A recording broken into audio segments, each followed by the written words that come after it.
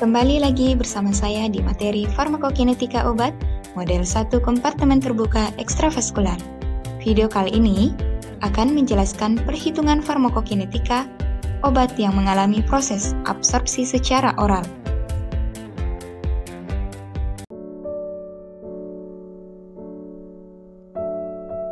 Apa perbedaan parameter kinetika obat-obat yang diberikan secara intravena dengan obat melalui rute non-intravena?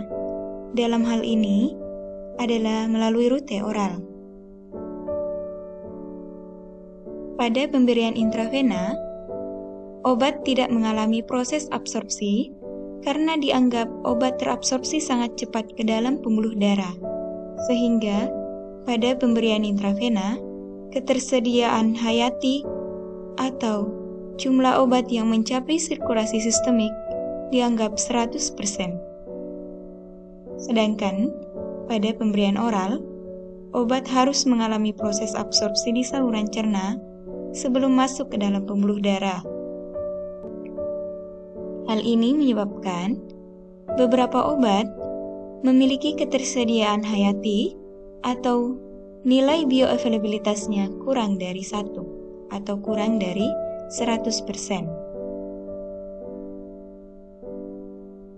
Berikut ini merupakan model proses absorpsi obat dan eliminasi obat pada model 1 kompartemen terbuka ekstravaskular. DGI merupakan jumlah obat yang ada di saluran gastrointestinal yang akan mengalami proses absorpsi ke dalam sirkulasi sistemik. Pada proses absorpsi, terdapat parameter kinetika, diantaranya adalah Ka atau tetapan laju absorpsi. Db merupakan jumlah obat yang mencapai sirkulasi sistemik. Pd merupakan volume distribusi atau volume di mana obat terlarut di dalam tubuh.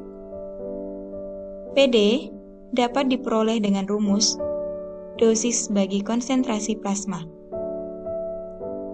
De merupakan jumlah obat yang mengalami proses eliminasi.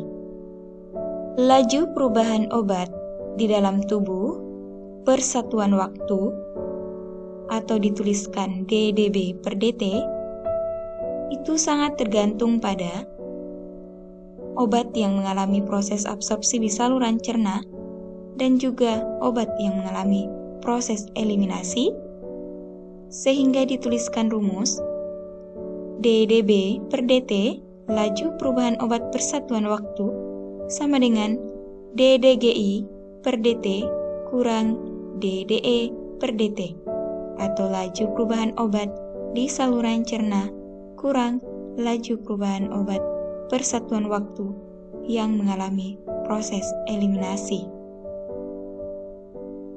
Jadi, perbedaan kedua antara pemberian intravena dengan oral selain adanya proses absorpsi, yaitu jumlah obat yang mencapai sirkulasi sistemik atau dituliskan dengan lambang dB. Pada pemberian intravena, dB atau jumlah obat yang mencapai sirkulasi sistemik itu sama dengan dosis yang diberikan. Karena ketersediaan hayati obat yang diberikan secara intravena itu sama dengan 100%, atau semua obat yang diberikan dianggap mencapai sirkulasi sistemik. Sedangkan obat yang diberikan secara oral, dB tergantung pada DGI dan DE. Beberapa obat yang diberikan secara oral, dB kurang dari 1 atau kurang dari 100%. Karena dB tergantung pada obat yang mengalami proses absorpsi di saluran cerna. Rumus laju perubahan obat di saluran cerna dapat dituliskan sebagai berikut. Laju perubahan obat per satuan waktu sama dengan min Ka kali DGI kali F. F ini merupakan fraksi obat yang terabsorpsi. Ka merupakan tetapan laju absorpsi. DGI merupakan jumlah obat yang berada di dalam saluran cerna. Tanda minus menunjukkan kadar obat di dalam saluran pencernaan akan mengalami penurunan karena adanya proses absorpsi. Rumus ini, jika diubah menjadi bentuk eksponensial, dapat dituliskan sebagai berikut. Laju perubahan obat per satuan waktu sama dengan D0 E min KAT. D0 merupakan dosis awal yang diberikan, KA merupakan tetapan laju absorpsi, T merupakan waktu. Sedangkan untuk obat yang mengalami proses eliminasi, dapat dituliskan rumusnya sebagai berikut. DDE per DT sama dengan min K kali DB. DB merupakan jumlah obat yang mencapai sirkulasi sistemik, K merupakan tetapan laju eliminasi. Sehingga jika kedua persamaan tadi dimasukkan ke dalam rumus ini, maka dapat dituliskan laju perubahan obat di dalam tubuh persatuan waktu sama dengan KA kali DGI kali F. Ini diperoleh dari DGI per DT kurang K kali DB, ini diperoleh dari DE per DT.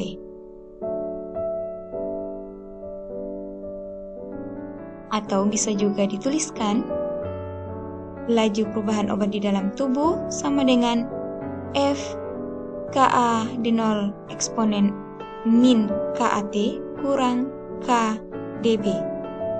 F merupakan fraksi obat yang mencapai sirkulasi sistemik.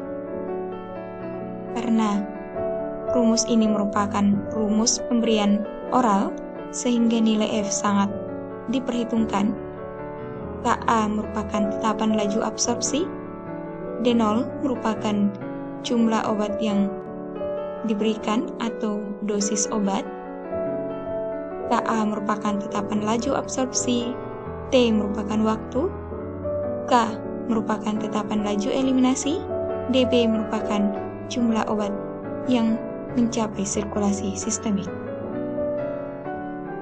Persamaan tadi diturunkan untuk mendapatkan konsentrasi plasma obat pada satuan waktu, sehingga dapat dituliskan CP sama dengan FKAD0 bagi VD KA kurang K eksponen min KT kurang eksponen min KAT. Rumus ini diperoleh dari penurunan rumus laju perubahan obat di dalam tubuh.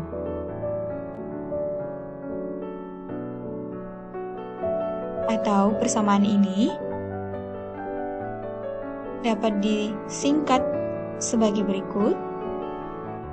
FKAD0 bagi VD KA kurang K ini dianggap sebagai nilai A, sehingga dapat dituliskan sebagai berikut. Konsentrasi plasma obat pada waktu tertentu itu sama dengan A eksponen min KT kurang E min KAT. Rumus lain untuk menghitung Tmax atau waktu yang dibutuhkan di mana konsentrasi plasma maksimum tercapai, yaitu Tmax sama dengan ln Ka per K bagi Ka kurang K.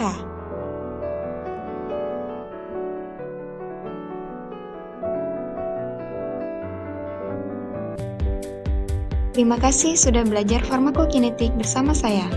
Jangan lupa tekan tombol subscribe, bunyikan lonceng, like, untuk mendapatkan notifikasi pada materi selanjutnya.